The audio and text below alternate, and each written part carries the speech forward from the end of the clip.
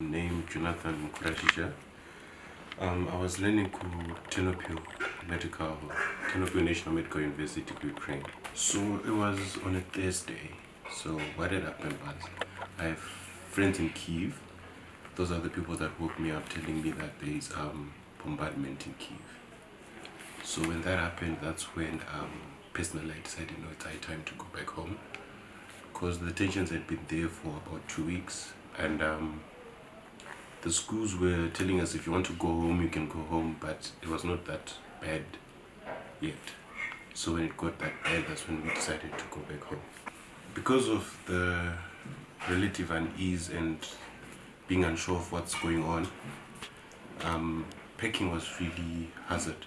And first we just packed about 1 or 2 bags with a few clothes, even left things like laptops, just came with a phone. Then now I had friends that came and picked me up in Ternopil. They were coming from Kiev, so those are the people that called me and told me it's bad. Then we decided to travel west to the Polish border.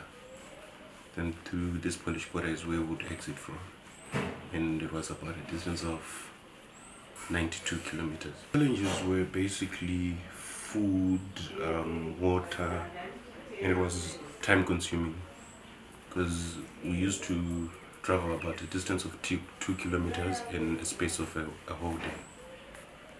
Then also we had challenges of the weather, because it was really cold.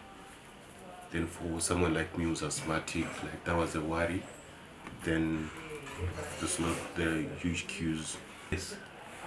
At the Polish border, honestly, because when we got there, we were being separated in terms of Ukrainians would use one gate and Africans would use a different gate.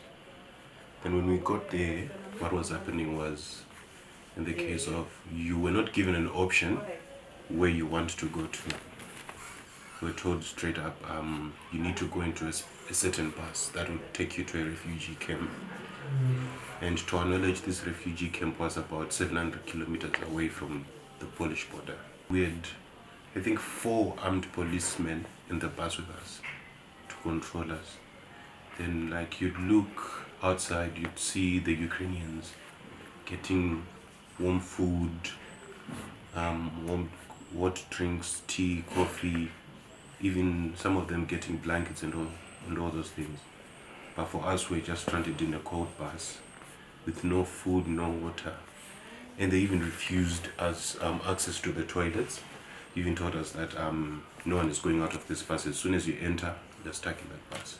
We didn't get to reach to the refugee camp because initially our ambassador Mashingaidze, helped us, because she was talking to the police officers, but the police officers refused access. They told her she can't get any further or any closer to us. We didn't get to reach to the refugee camp because initially our ambassador Mashingaidze, helped us, because she was talking to the police officers, but the police officers refused access. They told her she can't get any further or any closer to us. So what then happened is, whilst we were traveling, the ambassador of Ivory Coast came with his own police officers in his own bus that was headed to Berlin. So he was the one that instructed us, if you want to go to Berlin, or if you want to otherwise not go to that refugee camp, get out of the bus and join us.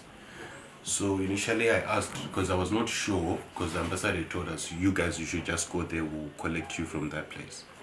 So I then called the ambassador, asked her, can we go to Berlin? Then she was like, yes, since the German embassy is actually in Berlin.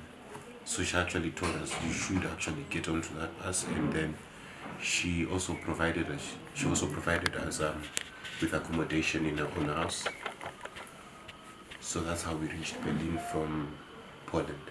I was in consistent contact with the family through WhatsApp and calls. Then from Ternopil to the Polish border, it took us 5 days. Then from Poland to Germany, it took us a day. So in total, it took us about 6 days. Everything was catered for by the embassy, honestly. It was from accommodation, food, since I said that we're in the ambassador's house, so she provided us with the food and accommodation. Then they just told us to come to the embassy, provide them with our passport details. Then within 10-15 minutes, they already booked us a flight to come back home. The basic feeling is a feeling of relief. Because you are coming from a place, one that's not your home, where you are alone basically, you don't have family. So, and all that was happening, you don't know when next, what's going to happen next. And you are hearing stories of people dying, you're hearing stories of people being We murdered. told him what to pack, what to have ready in the event that it gets blown out of proportion. So, really to say, was I worried about him? I was worried in the sense of him getting into a war zone. The joy, the happiness, and it was thank you Jesus, finally they are home, safe and sound. So it was a very joyous moment when we went to the airport with his sister and with his dad. It was a joyous moment, and we really thanked God, and we really thanked Ambassador. You know, she was awesome, and our government for arranging everything.